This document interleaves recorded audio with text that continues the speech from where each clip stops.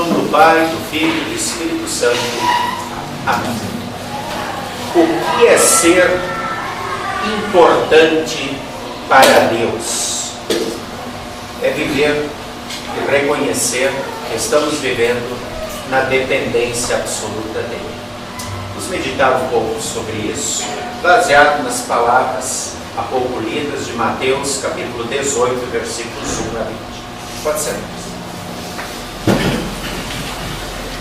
Queridos irmãos e irmãs em Cristo Jesus, é grande a quantia de revistas que todos os anos são publicadas para mostrar pessoas que têm grandes fortunas, pessoas que são as mais famosas, as mais bonitas, as mais importantes, as que se vestem melhores.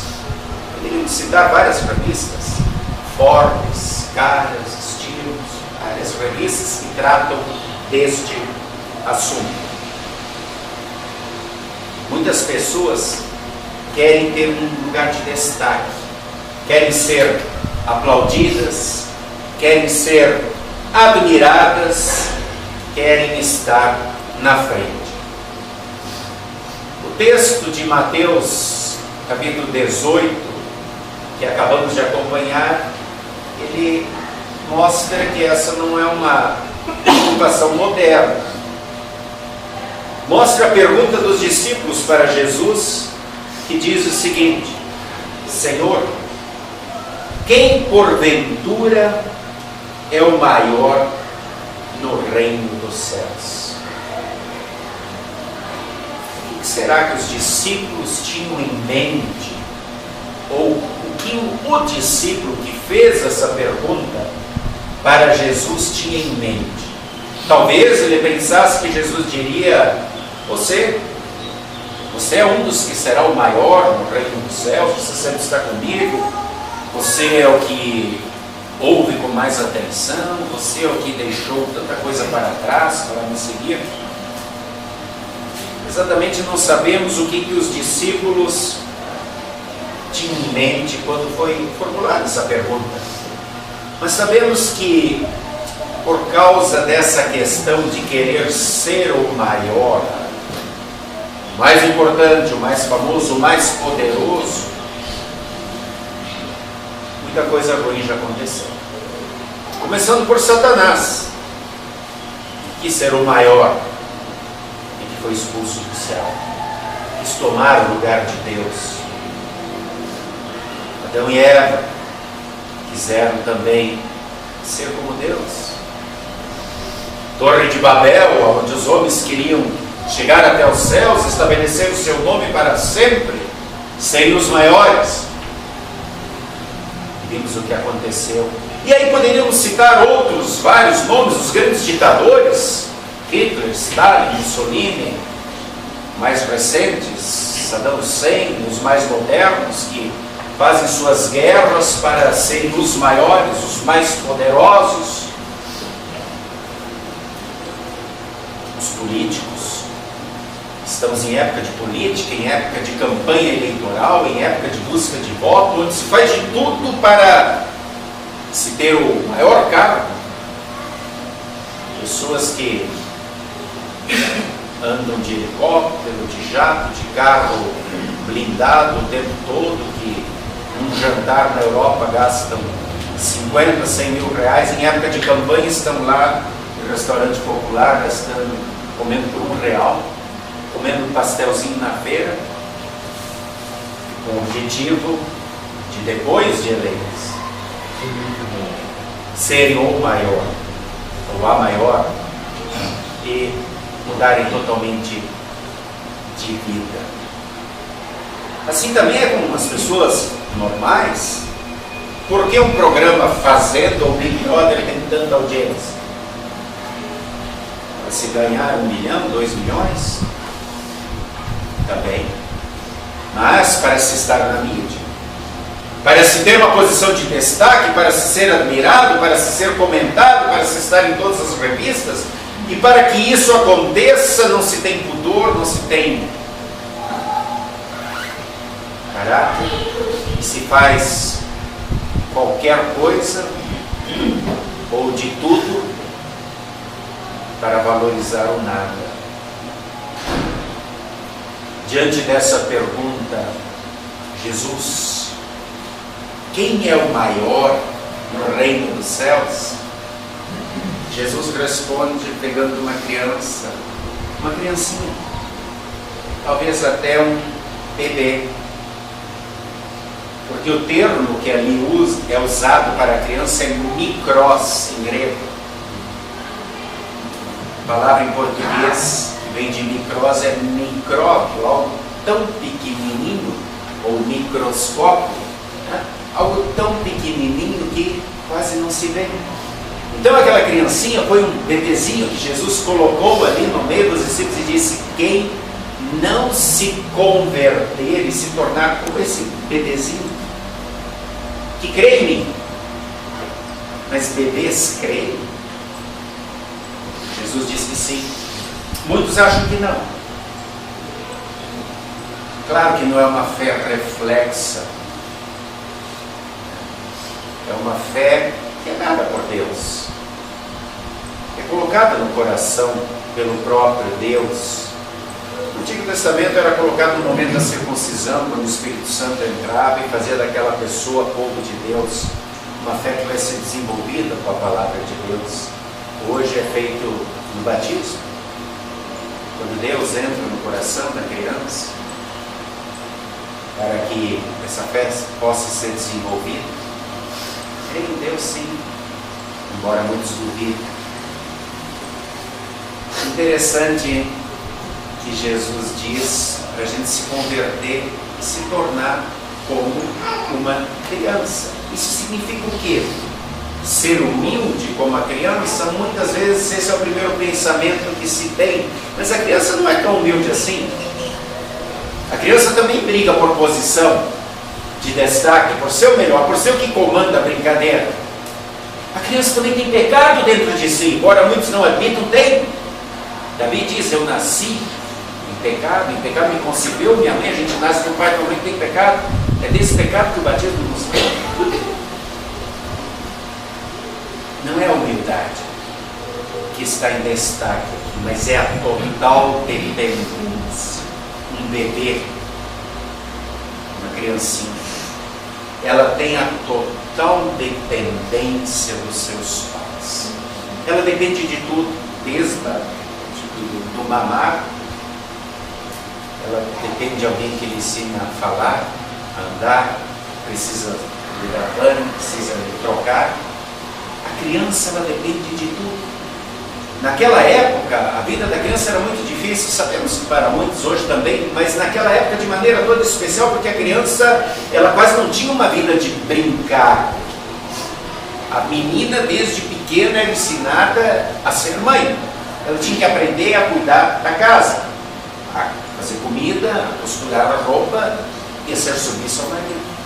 O menino, desde pequeno, tinha que aprender a trabalhar na terra, a cuidar do gado, do rebanho, a produzir, a plantar, a lutar na terra. Não havia tempo para se brincar. E a criança dependia de tudo dos pais, não tinha direito à palavra, mas tinha que aprender e obedecê-los rigorosamente. Total dependência.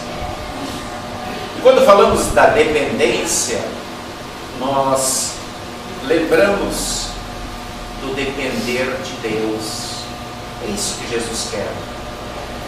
Jesus gostaria que nós reconhecêssemos com humildade que para tudo que somos, para tudo que temos, para tudo que conquistamos, nós dependemos de Deus.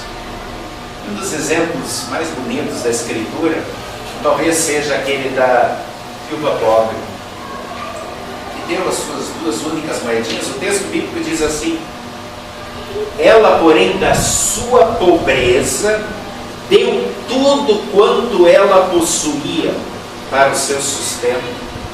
Ela deu tudo. Ou seja, ela reconhecia que tudo que ela tinha, que tudo que ela recebia era presente diário de Deus. Ela vivia na dependência absoluta de Deus. Lutero, na explicação do primeiro artigo do Credo Catecismo Menor, diz assim: suprime abundante e diariamente de todo necessário para o corpo e a vida. Protege-me contra todos os perigos e me guarda e preserva de todo mal, e tudo isso ele faz por sua paterna, ele é Pai, e divina bondade e misericórdia, sem nenhum mérito da minha parte, sem nenhuma dignidade da minha parte. Converter-se, tornar-se como uma criança, é viver em total dependência de Deus, olhando para a cruz de Cristo. É reconhecer que através da cruz, do sacrifício de Cristo, nós somos totalmente perdoados, nós somos amados, abraçados, acolhidos por Deus, feitos sua família, e somos quem somos. Temos o que temos, recebemos tudo aquilo que é o necessário, como disse Lutero, para o corpo, para a vida. No Salmo 32, hoje, nós lemos: bem-aventurado aquele cuja iniquidade é perdoada, cujo pecado é coberto. Bem-aventurado o homem em quem o Senhor não atribui iniquidade, em cujo espírito não há dor. Bem-aventurado aquele que tem o perdão, aquele que tem a livre consciência, aquele que recebeu tudo de graça de Deus e vive nessa graça, por essa graça. Como diz no versículo 7 do mesmo Salmo: tu és o meu esconderijo, tu tens sido o meu refúgio, de geração em geração. É em Deus que eu me escondo, é por Ele que eu sou acolhido, abraçado, é Ele quem vive em mim e eu vivo nele. Isso é me colocar na dependência do Pai como um micrós, como um pequenino. Como diz Lutero, na explicação do segundo artigo: creio que Jesus Cristo, verdadeiro Deus, verdadeiro homem, meu Senhor, me remiu. Ou seja, me perdoou a mim, um homem perdido e condenado, me resgatou de todos os pecados, da morte, do inferno, do poder do diabo, não com ouro ou prata, mas com o seu santo e precioso sangue. Para que eu lhe sirva em eterna justiça, para que eu viva como seu filho. Ser o maior no reino do céu é viver agradecendo a Deus, com gratidão a Deus.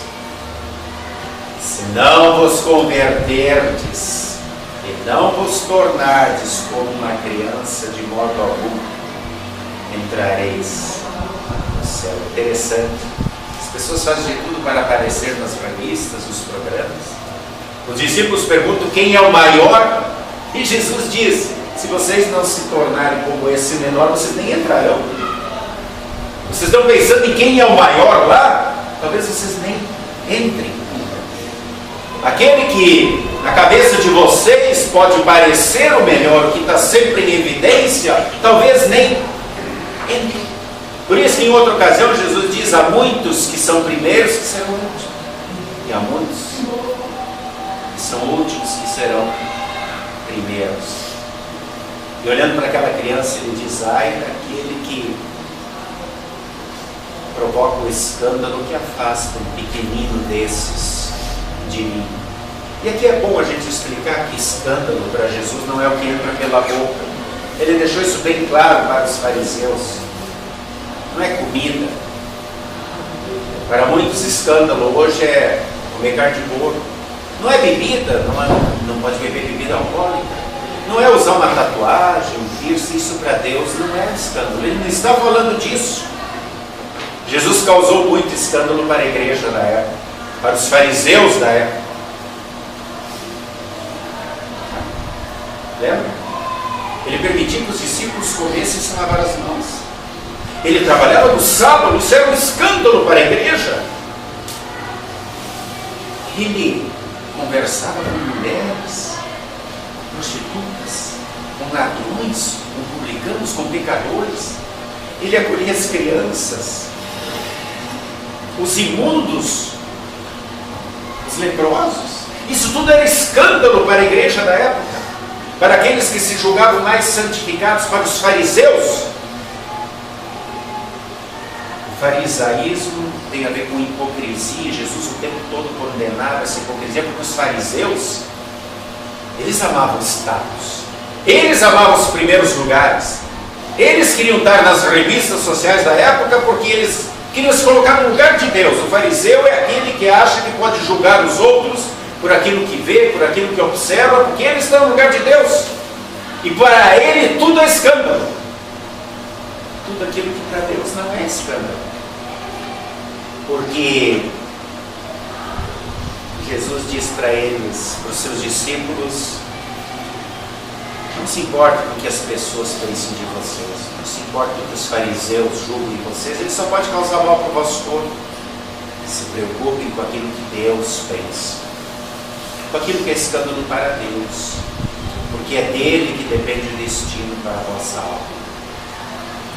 Hoje também tem muito fariseu moderno, mas é preciso dizer que escândalo é desviar um pequenino da fé. E aqui, nesse texto, a palavra-chave, do versículo 1 ao versículo 20, do capítulo 18 de Mateus, a palavra-chave para entendermos do que Jesus está falando é perdão. Escândalo é não perdoar a quem peca contra nós. Os fariseus se preocupavam no julgar e condenar. Por isso tudo era escândalo. Assim como hoje, Jesus se preocupava no amar e no perdoar. Jesus diz: o pastor, aquele que está cuidando das ovelhas, ele se preocupa com aquela uma que se perdeu no rebanho, e ele não está preocupado com quantos perigos irá de enfrentar, mas ele vai atrás dela para buscar aquela que está se perdendo ou perdida. Queria dizer, irmãos e irmãs, esse texto de Mateus capítulo 18, ele muitas vezes é usado por algumas igrejas como fórmula para expulsar alguém da igreja. Mas vocês prestaram atenção no que está escrito ali? Ali diz assim: se o teu irmão pecar contra ti, vai, fala com ele.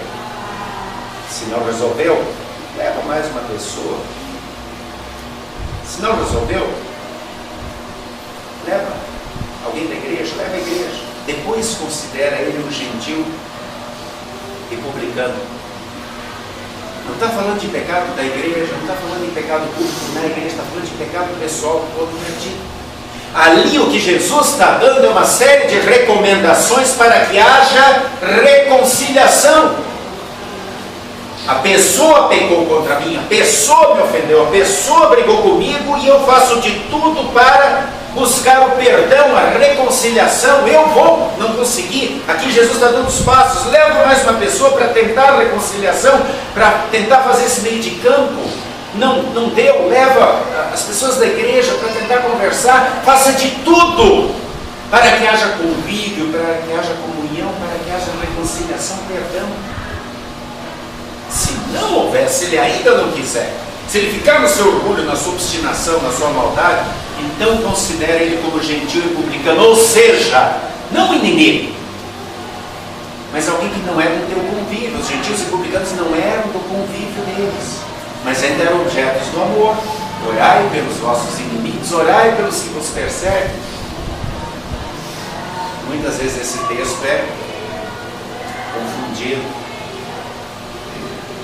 Façam de tudo que tiver ao vosso alcance para viver o perdão e o amor. Para que os pequeninos, aqueles que não têm a mesma fé que vocês têm, não se perdam por causa do orgulho, por causa da vaidade de vocês, por causa da mania de julgar que os fariseus têm. O maior no reino de Deus é aquele que vive na total dependência do perdão de Deus. Aquele que reconhece que o perdão é de graça, sem merecimento, como disse Lutero, e que vive esse perdão no dia a dia com o seu próximo, com as outras pessoas. Pois essa é a maior preciosidade que existe. Com o perdão eu vou para o céu. Com perdão, meu irmão é meu irmão, nós somos uma família, um só rebanho, e vamos juntos para o céu, independente do resto. Como é que anda a tua vida? De perdão e de amor no dia a dia.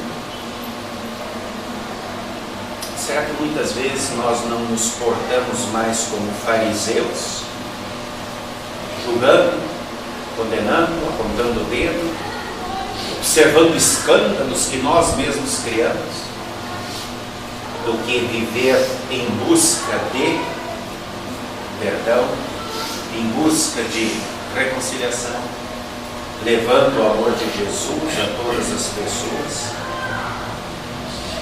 Queridos irmãos e irmãs, o poder da igreja não é o político, o financeiro, não é o poder que dá status. A igreja não se preocupa em agradar a homens, a servir a aparências, a buscar aplausos.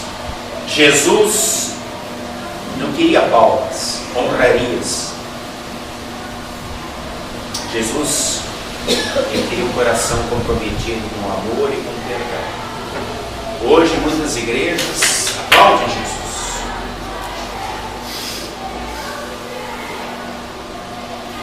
e não lembram de orar o Pai Nosso, ou não querem orar o Pai Nosso, porque ali tem uma frase que diz assim: perdoa as minhas dívidas, perdoa os meus pecados, assim como eu perdoo aquele que pecou contra mim, aquele que me ofendeu.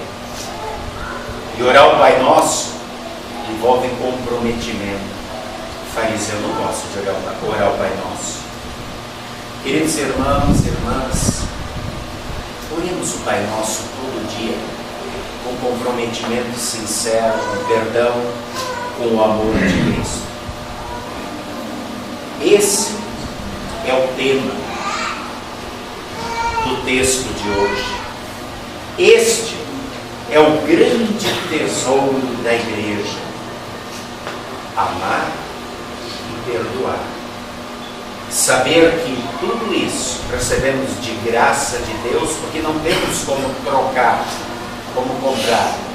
Reconhecer com humildade a dependência do amor e do perdão. Nós somos orgulhosos, somos vaidosos. Nós também queremos estar em destaque, como esses tantos que citei antes. Mas isso nos afasta de Deus.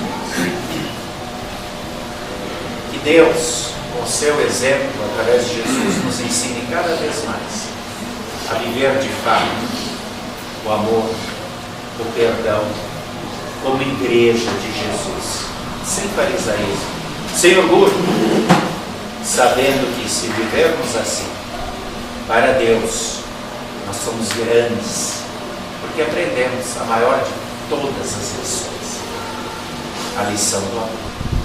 Que assim seja, comigo, contigo, com todos nós. Amém.